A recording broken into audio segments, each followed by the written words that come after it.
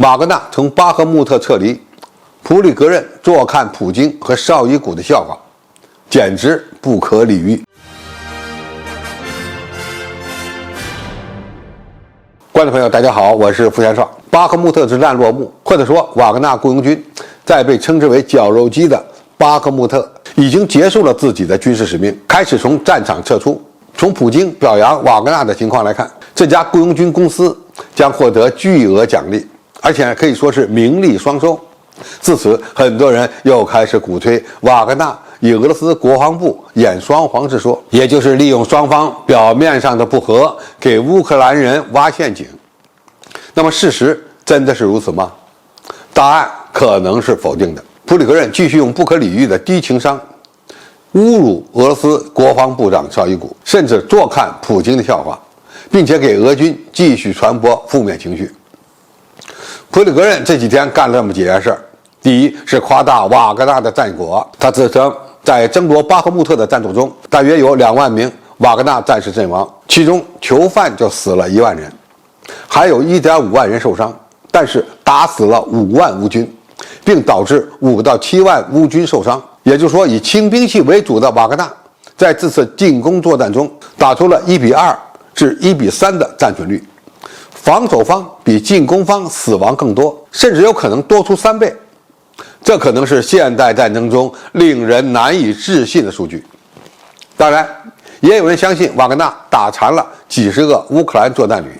并声称俄军有巨大的炮火优势。但是很多人可能忘了，瓦格纳此前曾经抱怨一天只有800发炮弹的消耗量，每推进100米就要死亡100人的事实。当然，乌克兰方面所说的以1:7的比例杀伤瓦格纳的说法也不靠谱，双方都有夸大战果的需要，但是恐怕无法违背一场没有技术和战术优势的城市攻防战的基本规律，也就是进攻方可能要承受更多的损失。那么如果进攻方采取拆房子的作战方式，那么这种比例就有可能翻过来。俄罗斯俄方派的大佬斯特列科夫就表示，整个巴赫穆特战役，瓦格纳共有4万人战死，甚至还有1.4万人下落不明。当然，乌克兰方面到底阵亡了多少人，目前也是一笔糊涂账。第二，普里格任还继续侮辱俄罗斯国防部，以凸显雇佣兵比国防军更强大。普里格任声称，瓦格纳于6月1日从巴赫穆特撤出，并交给国防军守卫。如果国防军守不住，那么相关负责人就应该开枪自杀。普里格任还说，俄罗斯的志愿者突破了别尔哥罗德地区的边界，是俄罗斯的世界末日。事件要归咎于俄罗斯国防部长绍伊古，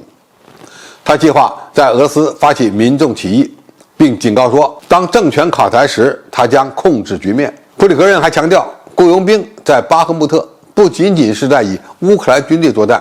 还在与俄罗斯的官僚机构作战。第三，普里格任对俄乌冲突的性质发起质疑，也就是公开质疑普京的决策。普里格任表示，有关去军事化的目标，此前乌克兰有2万人能够战斗，现在是40万人。乌军以前有500辆坦克，现在有5000辆坦克。有关去纳粹化的目标，现在全世界都知道乌克兰政府的强大。他此前还表示，俄罗斯军人在乌克兰土地上毫无意义的死去。第四，他鼓励俄罗斯人发起一场革命，推翻权贵。他说，穷人的儿子躺在棺材里从前线被运回去，精英的孩子则在阳光下闲混。这样的鸿沟可以像1917年那样以一场革命结束。首先，士兵们会站起来，然后呢，他们所爱的人会站起来。现在已经有了数万名遇难者的亲属，以后呢，还会有数十万人站起来。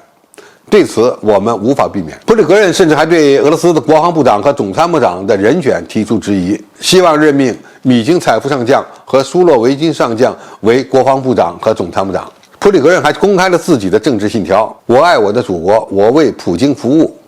绍伊古应该受到审判，我们将继续战斗。从夸大瓦格纳在乌克兰战场上的作用，再到继续质疑和侮辱俄罗斯国防军，对绍伊古和格拉西莫夫进行人身攻击，质疑普京发动对乌克兰的特别军事行动的正确性，甚至还想干涉俄罗斯军队高层的人选。希望俄罗斯人能够站起来革命。瓦格纳老板普里格任通过巴赫穆特之战，不但捞取了巨额利益，还包括政治声望，成功的诋毁了俄罗斯国防军的形象和能力。过去我们就说过，打下巴赫穆特无法改变战场局面，是否大规模的消耗了乌军的有生力量，是唯一的检验标准。这还要等乌军大反攻开始以后，才能做出准确的判断。巴赫穆特之战已经告一段落，泽连斯基想要的 F-16战斗机有了着落，法德等欧洲国家军援乌克兰进一步加码。对于俄罗斯国防军而言，真正的考验还在后面。好，今天评述就到这里，谢谢大家收看，我们下期再见。